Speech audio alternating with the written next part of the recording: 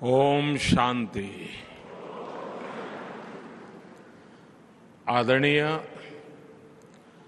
राजयोगिनी दादी रतन मोहिनी जी, ब्रह्मा कुमारी के सभी वरिष्ठ सदस्यगण और इस सभा में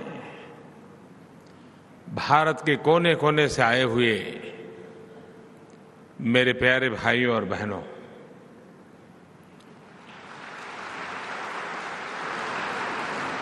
ये मेरा सौभाग्य रहा है। मुझे कई बार आपके बीच आने का अवसर मिलता है। मैं जब भी यहां आता हूं, आपके बीच आता हूं, तो मुझे हमेशा एक आध्यात्मिक अनुभूति होती है।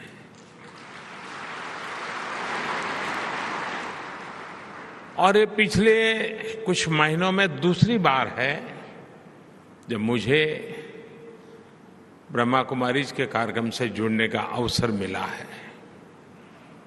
इसके पहले अभी फरवरी में ही आपने मुझे जल जन अभियान को प्रारंभ करने के लिए आमंत्रित किया था। मैंने तब विस्तार से इस बात को याद किया था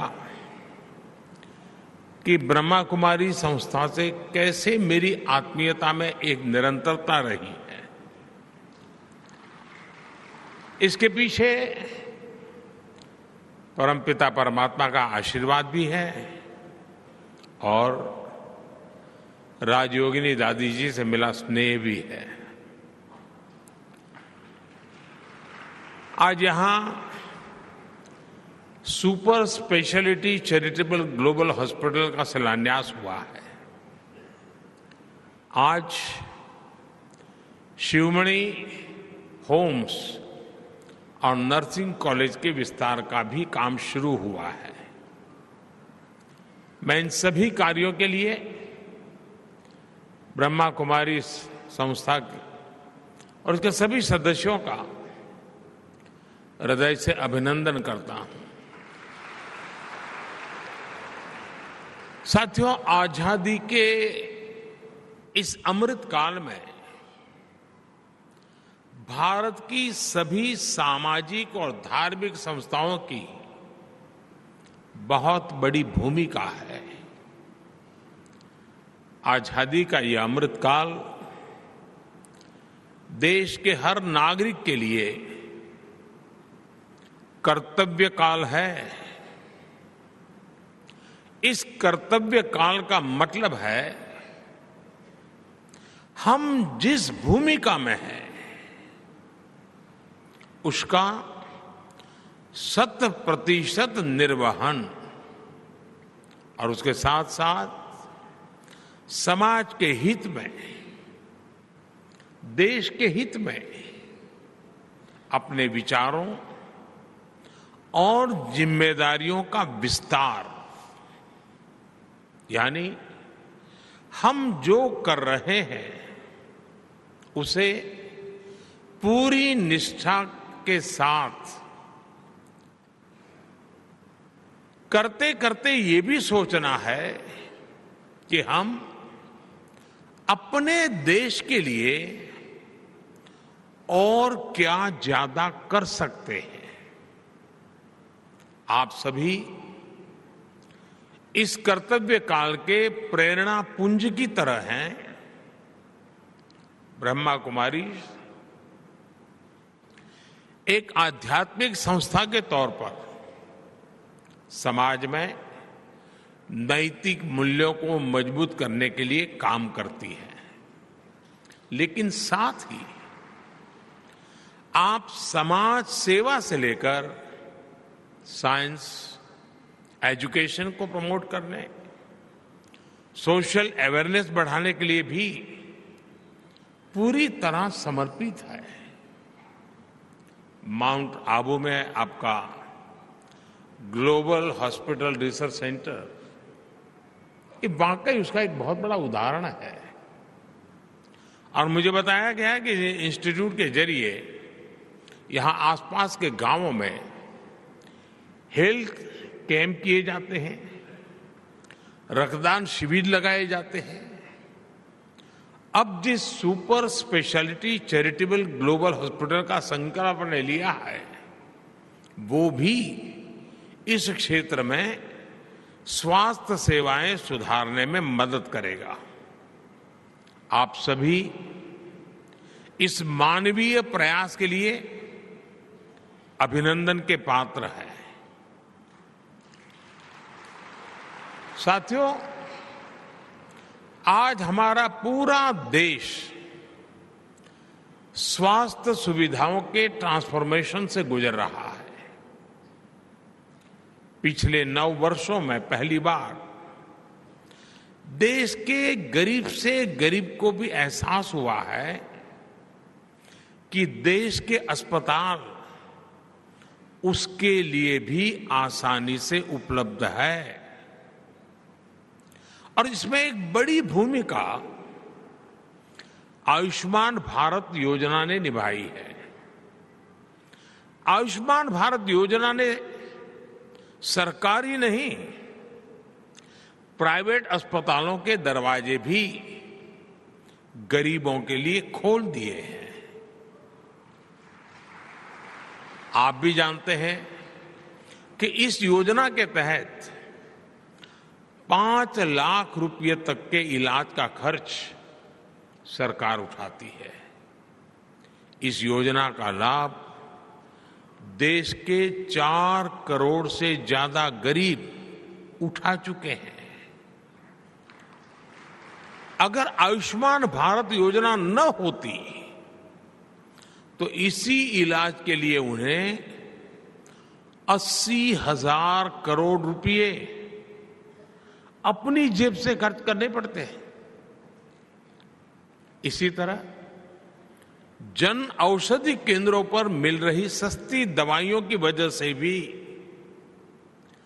गरीब और मध्यम वर्ग के 20,000 करोड़ रुपए बचे हैं। और मैं हमारे ब्रह्म कुमारी संस्थान की जितनी इकाइयां देश के गांव-गांव में हैं, अगर आप लोगों को जानकारी दें कि सरकार की तरफ से ऐसे जन औषधि केंद्र चलते हैं, स्टैंडर्ड दवाइयां होती हैं, लेकिन बाहर जो दवाइयां आपको 100 रुपये में खर्च होता है, यहां आपको 10-15 रुपये में मिल जाती है। आप कल्पना कर सकते हैं गरीबों की कितनी सेवा होगी। तो हमारी सभी इकाइयां, हमारी सभी ब्रह्मा कुमार हो या ब्रह्मा कुमारी हो, वे लोगों में ये जागरूकता लाएं और देश में स्थान स्थान पर ये जन औषधि केंद्र बने हुए हैं। आपके संपर्क में आए हुए लोग आपको हमेशा आशीर्वाद देंगे।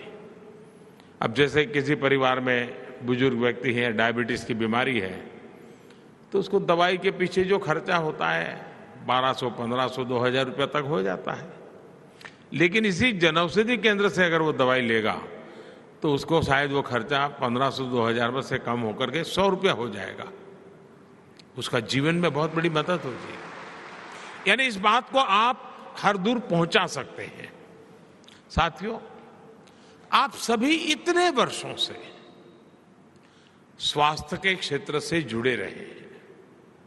आप भली भांति जानते हैं कि हेल्थ सेक्टर की एक चुनौती डॉक्टरों, नर्सों और मेडिकल कर्मियों की कमी भी रही है।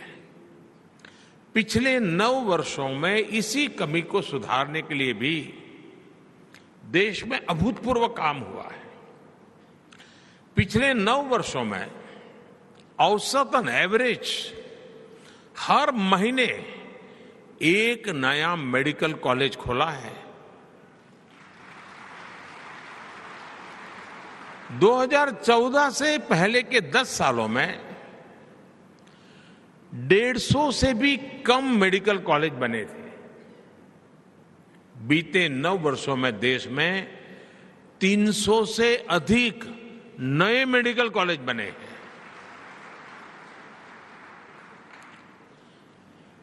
2014 से पहले हमारे पूरे देश में एमबीबीएस की 50,000 के आसपास सीटें थी। 50,000 स्टूडेंट्स के लिए जगह थी। आज देश में एमबीबीएस की सीटें 1 लाख से भी ज्यादा हो गई हैं। 2014 के पहले पीजी की भी 30,000 के आसपास ही सीटें थी। अब पीजी सीटों की संख्या भी बढ़कर 65,000 से ज्यादा हो गई है। जब इरादा नेक हो, समाज की सेवा का भाव हो, तो ऐसे ही संकल्प लिए जाते हैं और संकल्प सिद्ध भी किए जाते हैं। साथियों, आज भारत सरकार हेल्थ सेक्टर में जो प्रयास कर रही है, उसका एक और बड़ा प्रभाव आने वाले दिनों में दिखेगा। देश में जितने डॉक्टर आजादी के बाद 7 दशकों में बने, उतने ही डॉक्टर अगले 1 दशक में बन जाएंगे।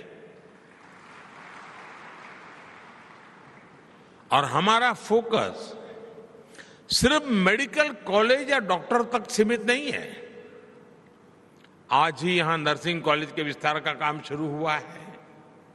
भारत सरकार भी नर्सिंग के क्षेत्र में भी युवाओं को नए अवसर दे रही है। हाल में ही सरकार ने देश में 150 से अधिक नए नर्सिंग कॉलेज को स्वीकृति दी है। इस अभियान के तहत यहां राजस्थान में भी 20 से ज्यादा नए नर्सिंग कॉलेज बनेंगे। इसका लाभ निश्चित तौर पर आपके super speciality charitable global hospital को भी होने वाला है। साथियों, भारत में हजारों वर्षों से समाज में शिक्षा से लेकर गरीब और असहायों की सेवा तक की जिम्मेदारी हमारी आध्यात्मिक और धार्मिक संस्थाओं ने संभाली है। मैं तो गुजरात भूकंप के समय से और उसके भी पहले से आपकी निष्ठा और हमारी बहनों की मेहनत का कार्य स्वयं साक्षी रहा हूं। आप लोग जिस प्रकार से काम करते हैं, उसे बहुत निकट से देखा है।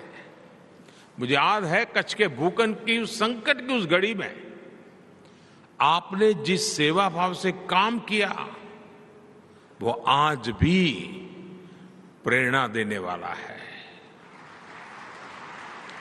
ऐसे ही नशा मुक्ति के लिए आपके अभियान हो, पर्यावरण संरक्षण की दिशा में ब्रह्मा कुमारी के प्रयास हो, जल जन अभियान जैसे मिशन हो, एक संस्था कैसे हर क्षेत्र में एक जन आंदोलन तैयार कर सकती है, ब्रह्मा कुमारी ने ये करके दिखाया है।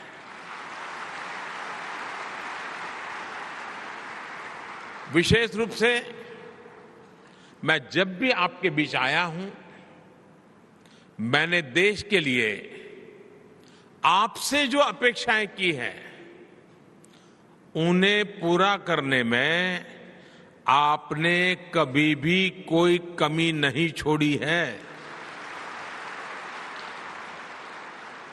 आपने जिस तरह देश भर के आजादी के अमृत महोत्सव से जुड़े कार्यक्रम आयोजित किए, जब आपने पूरी दुनिया में योग शिविरों का आयोजन किया, जब दीदी जानकी जी स्वच्छ भारत अभियान की ब्रांड एम्बेसडर बनी, जब सभी बहनों ने स्वच्छ भारत की कमान संभाल ली, तो इससे कितने ही लोगों को देश के लिए काम करने की प्रेरणा मिली है। आपके ऐसे कार्यों ने ब्रह्मा कुमारीज में मेरे विश्वास को और भी कई गुना कर दिया है। लेकिन आप जानते हैं कि जब विश्वास बढ़ता है तो अपेक्षाएं भी बढ़ती हैं, और इसलिए स्वाभाविक है कि आपके प्रति मेरी भी अपेक्षाएं जरा ज्यादा बढ़ गई हैं। आज भारत श्री अन्न यानी मिलेट्स को लेकर एक वैश्विक आंदोलन को आगे बढ़ा रहा है। आज देश में हम प्राकृतिक खेती जैसे अभियानों को आगे बढ़ा रहे हैं। हमें हमारी नदियों को स्वच्छ बनाना है, हमें भूजल का संरक्षण करना है। ये सारे विषय ऐसे हैं जो कहीं न कहीं हमारी हजारों वर्ष पुरानी संस्कृति और परंपराओं से जुड़ते हैं। इसलिए इन प्रयासों में आपका जितना ज्यादा सहयोग मिलेगा, उतनी ही देश की सेवा और अधिक व्यापक होगी। मुझे आशा है राष्ट्र निर्माण से जुड़े नए विषयों को ब्रह्मा कुमारीज इनोवेटिव तरीके से आगे बढ़ाएगी। एक विकसित भारत के निर्माण के जरिए हम विश्व के लिए सर्वे भवन्तु सुखिनः के मंत्र को साक्षात करेंगे। और आप जानते हैं, अभी यहां G20 समिट की बात हुई। हम G20 समिट में भी दुनिया के सामने, दुनिया जब विमेन डेवलपमेंट की बात करती है, हम G20 में दुनिया के सामने विमेन लेड डेवलपमेंट की तरफ ले जा रहे हैं। महिलाओं की अगुवाई में विकास, उस दिशा में हम काम कर रहे हैं। मुझे पूरा विश्वास है कि आप सबके एक बहुत ही उम्दा संगठन, व्यापक रूप से फैला हुआ संगठन, देश की इन प्राथमिकताओं के साथ जुड़ करके नई शक्ति और सामर्थ्य के साथ अपना विस्तार भी करेंगे और राष्ट्र का विकास भी करेंगे। इसी कामना के साथ आप सभी को मैं बहुत बहुत धन्यवाद देता हूं, और मुझे आपने यहां बुलाया, निमंत्रण दिया। मैं हमेशा कोशिश करता हूं जितना समय निकाल सकूं आपके बीच आऊं, क्योंकि यहां मैं आता हूं तो कुछ लेकर के जाता हूं।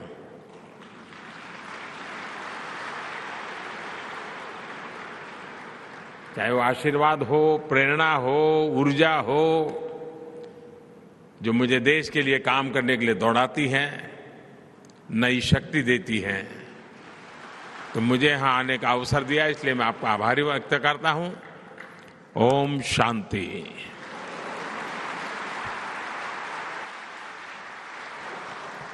ओम शांति।